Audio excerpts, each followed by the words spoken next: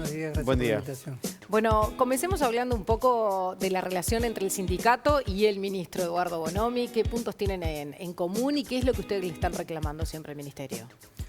Bueno, la lista es larga, así que en función de la síntesis vamos a decir que el objetivo siempre es apuntar, por un lado, a la mejora de la condición de trabajo en general de cada trabajador policial y por el otro lado tener un ojo siempre puesto en el servicio público. Y como servidores públicos no podemos desatender en pos de los reclamos el servicio que estamos orientando de carácter esencial, ¿no? Bien, ayer en un asalto a una zapatería de Cerro fue herido otro policía. Si no tengo mal entendido, son 5 ya los policías heridos en lo que va de este año. ¿Es correcto? ¿Qué es lo que falta? ¿Qué es lo que le falta al policía? Porque ustedes también hablan de implementos de seguridad y de cómo actuar también.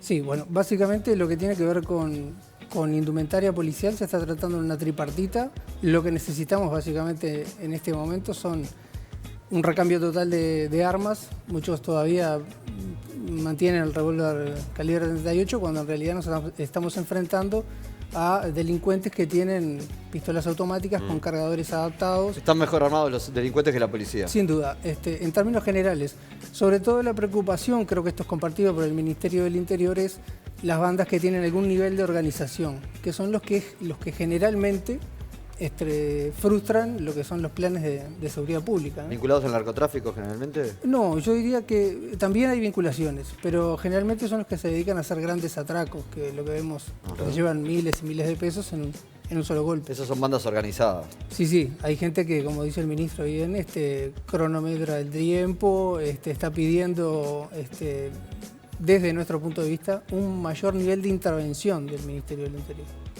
¿Dan abasto los números, la cantidad de policías que hay?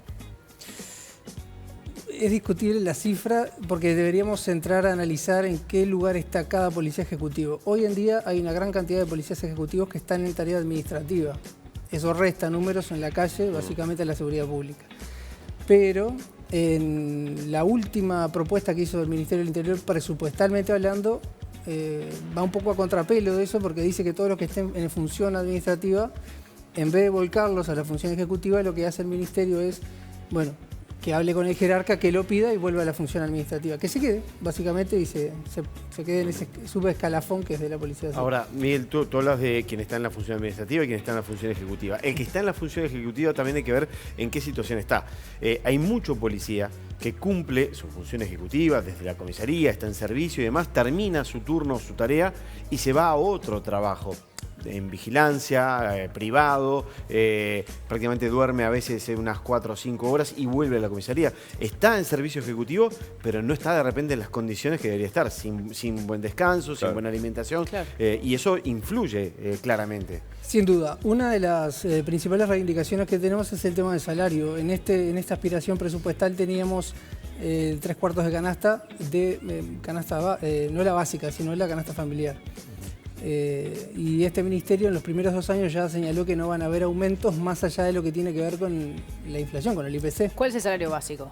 El básico estamos hablando de unos 31 más o menos cuando recién se ingresa, después se pasa a 34 y así sucesivamente. ¿Nominal? Nominal. Después de eso, deducido gastos, quedan en 22, 23 más o menos.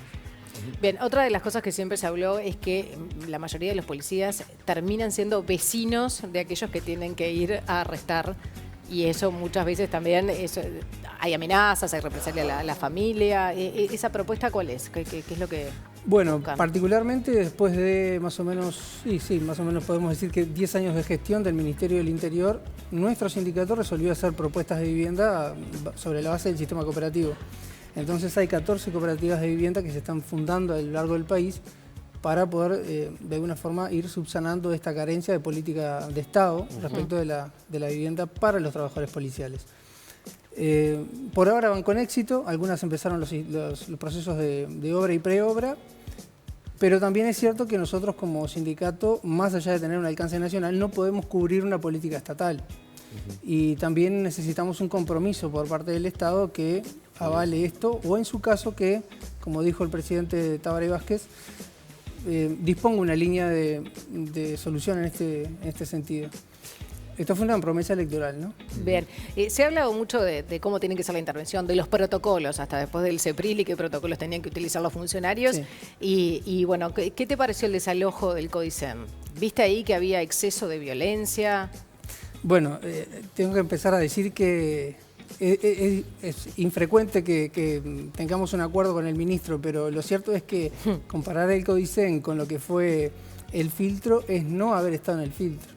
Con la edad que tengo, estuve en el filtro y como cualquier chiquilín que ¿Estabas vio... en función, en servicio? No, como porque cualquier... no te da la edad. no me ¿Cuántos da la años edad. tenés? No, pero por eso te pregunto, ¿qué hacías en el filtro en ese momento? Yo era un muchacho que estaba... Un estudiante que vivía estabas muy ahí. cerca, vivía muy cerca del lugar Ajá. en ese momento. Y ¿No fuiste a reclamar? ¿Fuiste de curioso? no, como todo chiquilín, aglomeración de gente, ir Ah, a ¿qué mirar. pasa? Fuiste a curiosear. Lo que no sabíamos era que se iba a detonar todo lo que se detonó. Bien. Producto de que, bueno, uno a esa edad no está informado.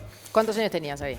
Yo creo que tenía 12, 13 años Claro. más o menos. Pero la policía está preparada para estos enfrentamientos desde el punto de vista, además de lo que es lo material, desde el punto de vista de los protocolos que tiene que realizar. Ha habido varios episodios, estuvo lo del CODICEN, Sí. pero a los pocos días, por ejemplo, pasó la hinchada de Peñarol, perdón, pasó la hinchada de Peñarol, no se vio igual por eso, creo, pasó la hinchada de Peñarol por Positos, Parque Valle, etcétera, y la policía no intervino. ¿Cómo se explica una cosa y la otra? Bueno, hay cosas que se pueden anticipar. Lo del filtro, obviamente, detonó porque venía una situación caldeada de ambos lados. Ahí hubieron exceso. Para el televidente que quiera verlo, puede poner las imágenes del filtro y comparar lo que pasó con el desalojo del CODICEN. No tiene absolutamente nada que ver la forma de proceder. Pero si hablamos de CEPRILI, por ejemplo, donde hubo funcionarios que no son policías procesados por tortura, a partir de ese antecedente, muchos policías de repente lo que dicen, si yo mañana tengo que en un operativo reducir a gente, usar palo, recurrir a la fuerza y demás, y dice, lo voy a pensar 2 veces porque me pueden Capaz aplicar. termino adentro. Capaz porque- que termino procesado por tortura. Bueno, lo que ocurre... ¿Cómo viste eso? Lo que ocurre, para ir en orden de las preguntas, es, en los casos que son previsibles, por ejemplo, los festejos en la Rambla es algo que es clásico ya. Pero si es previsible y la dirigencia de Peñarol dice que había avisado que esto podía pasar y que ¿por qué no se pudo contener? ¿Cuántas personas eran? ¿Qué pasó? ¿No se Porque actuó? hay un sector de la hinchada de Peñarol o de los fanáticos de Peñarol que van a seguir esa línea de la recomendación. Y hay otro sector que no. Esto pasa en todos los órdenes en la sociedad. Entonces, para ese sector que no entiende el mensaje, que no recibe el mensaje como bueno y no le importa, que va igual, debió el Ministerio del Interior aplicar otro sistema operativo para ese. ¿Pero por eso por qué no se hace? ¿Porque se prefiere no enfrentarlos? ¿O la policía podría Yo creo enfrentarlos que y muchas controlarlos? veces se hace un abuso de lo que tiene que ver con ponderar el mal que se va a enfrentar y en función de eso ver qué se va a hacer. Dicho en criollo, Claro. no hacer más daño del daño que se va a producir por sí solo. Ahora, Pero si el daño me dura parece 4 que se abusa 5 horas, muchas porque veces. comenzó, según las fuentes, lo que se recabó de información, empezaron a las 11 de la noche y terminaron a las 3 de la mañana, los Sí. daños en diferentes barrios que Sí. se van moviendo. En ninguno se interviene porque todos los vecinos se llamaban al 911 y nunca aparecieron. Bueno, 2 apuntes. El primero, absolutamente controlable, lo de la Rambla, sin Se duda. debió. Claro. Hay equipos, está la unidad móvil del Centro de Comando Unificado, están los drones en lugares abiertos donde eventualmente pueden hacer un seguimiento a distancia. Están los equipos que trabajan en investigaciones, que no andan uniformados ni con los patrulleros que llaman la atención y a 3 cuadras uno ya sabe que viene. ¿Y lo dónde otro- estaban todos esos ese Bueno, día? yo tengo oídas de que el Centro de Comando Unificado Móvil estaba en Talleres, ¿no? Estaba estacionado ahí. Por eso hubo orden de no salir a ninguno de los barrios. Es claro que no, es claro que no estaba dispuesto que estuvieran en ese lugar. Insisto, este sistema que a veces se usa de decir, bueno, ponderemos el mal menor, a veces hay un abuso en ese sentido. Ahora, Miguel, soy consciente de que muchos policías, por ejemplo, saben a lo que se están enfrentando en cuanto a las consecuencias y en estos términos te lo digo. Me decía un funcionario policial, un agente hace poco, que cuando está en una persecución a un ladrón o alguien que cometió una rapiña, un delito, ya el delincuente aprendió que dispara de espaldas. Va corriendo y le dispara al policía de espaldas. El policía me dice, yo no le tiro un tiro, porque me está disparando de espaldas. Yo le tiro, le pego por la espalda y automáticamente el forense le va a decir, usted le disparó por la espalda y me como yo el garrón. Eso me decía un agente. Digo, ¿esto pasa? Digo, ya hay muchos que dicen, no, ya ni lo corro ni le tiro porque va de espaldas y me está tirando a mí de espaldas. Sí, lo que pasa es que hay una propuesta de una rama de los sindicatos que ha hecho últimamente, que va en este sentido que tú mencionabas. Hay que tener claro lo siguiente, cuando se enfrenta a un delincuente con la policía y dispara en este sentido, más allá de que no le dé o no atiene al funcionario, es un riesgo para terceros, Claro, con lo cual habilitaría. Eso es resistencia armada. Sí. Y si uno va a la reglamentación, no se habla de resistencia armada de espalda, de frente o de perfil. Ajá. Es resistencia armada. Claro, pero si el policía le dispara, Si seguramente le va a pegar en la espalda. Pero si se prueba que el delincuente ya disparó, Ujú. además, en este contexto, no sé en el interior tanto, pero en el contexto montevideano, de la ciudad metropolitana en general, existen, Un riesgo abierto para mucha gente. por supuesto, sobre todo en esos horarios que se dan los atracos, que son los de mayor acumulación de gente, sobre todo en las horas nocturnas. No quiero dejar de contestar una de las preguntas que me habían hecho te la iba a retomar. respecto Martín. de... Martín había hecho una pregunta respecto de...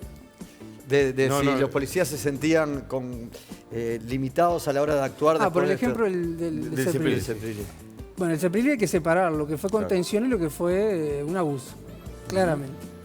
En nuestro sindicato lo que hacemos es cada vez que se constata un abuso, se saca un comunicado y se dice que hay ciertas actitudes que fueron un abuso, se ha hecho en declaraciones públicas. Eso no le puede pesar a ningún gremio, no si el gremio quiere empezar a marcar cuál es su línea de ética de trabajo. Es claro que la reducción... Yo me pregunto por qué ahora, después de tantos años, recién sale el protocolo, ¿no? Tengo una visión de que los protocolos en el Uruguay y en el mundo salvan gente. Porque había imágenes. Bueno, es muy difícil decirlo, pero es evidente que eso o fue trasladado o fue levantado mediante sistema de celular y fue enviado, ¿no? Yo creo que ahí hubo un funcionario que entendió que había un exceso. O que frecuentemente había un exceso. La policía en general no teme a eso, sino teme a que hay menos certezas desde algún punto de vista a la hora del mayor enfrentamiento, que es los disparos de arma de fuego, lo que tiene que ver con la medida, según la ley orgánica policial y la ley de procedimiento policial, la medida excepcional, que es el uso del arma de fuego. El uso de la fuerza física está establecido como uno de los mecanismos de acción. Claro. Yo creo que no da temor eso, lo que da sí es una luz amarilla en el sentido de que hay que cuidarse de esos excesos, ese tipo de excesos. Muy bien, Miguel Barrios, muchísimas gracias por acompañarnos. Por favor, a las Gracias, órdenes. Gracias, Miguel. 1 minuto pasa de las 8:30. ¿Y cómo están de memoria, muchachos?